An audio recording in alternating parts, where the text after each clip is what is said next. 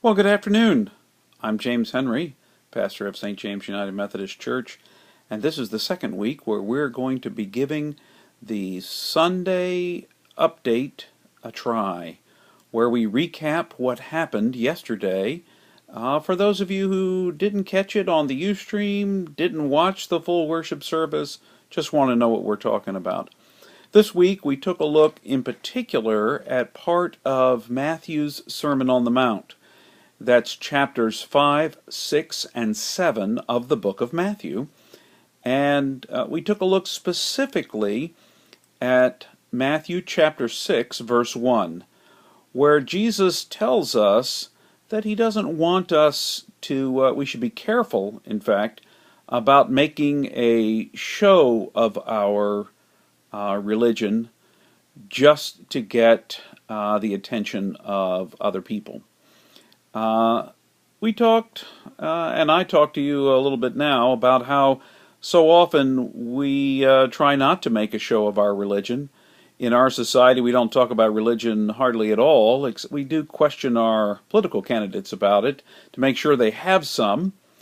But in general, I was always raised to believe that conversations about faith are indeed a faux pas.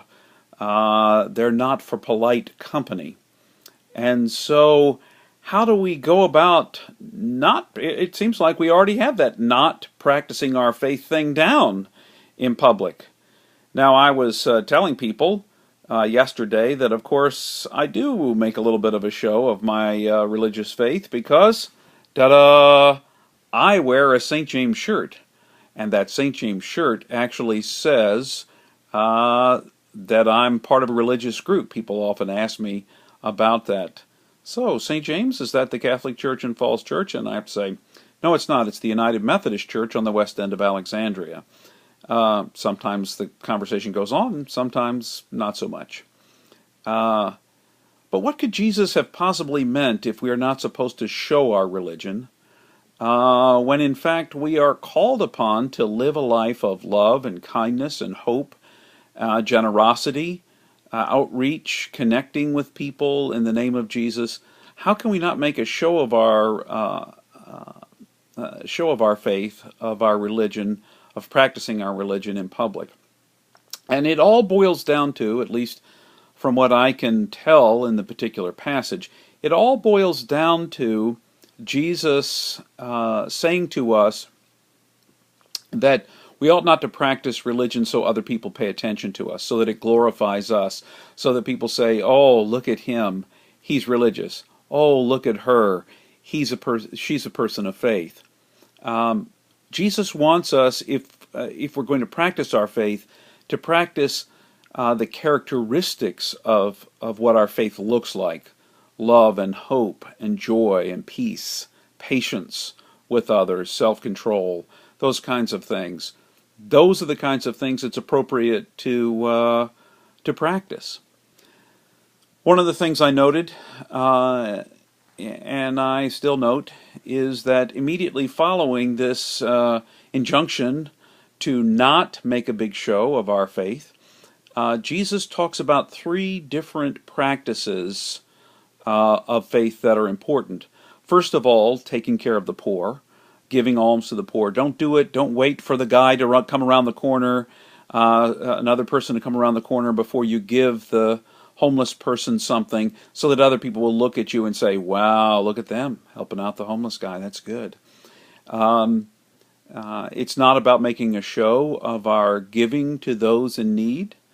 Second of all, Jesus identifies the practice of prayer and how important that is for our everyday living.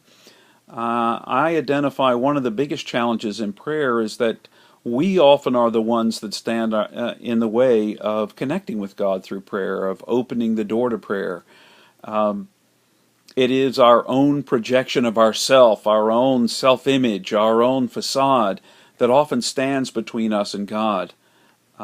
We think when we go to God that we ought to go to God and with our list, projecting ourselves, making God in our own image, when in fact we are the ones made in God's image. And so prayer ought to reflect an opening of ourselves to the presence of God, to experiencing that reality in the moments in which we are in prayer.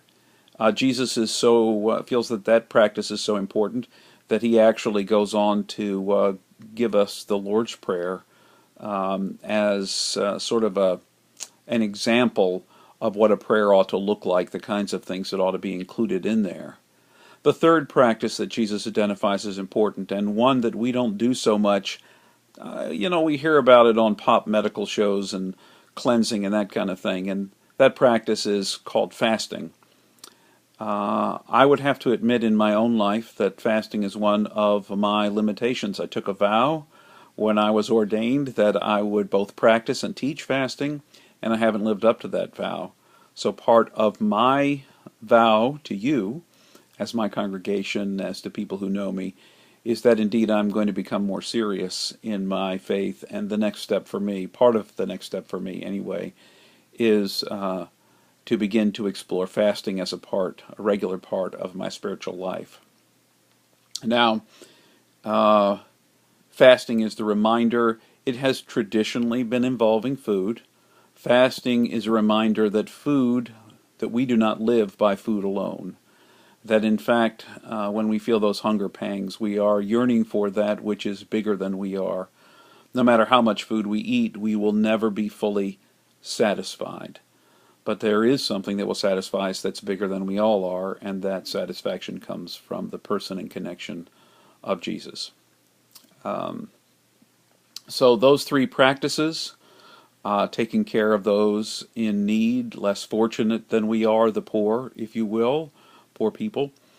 Second of all, prayer, where we get out of the way to hear, not only to say what we need to say to God, but to be quiet before God so that we might experience the reality of the presence of God.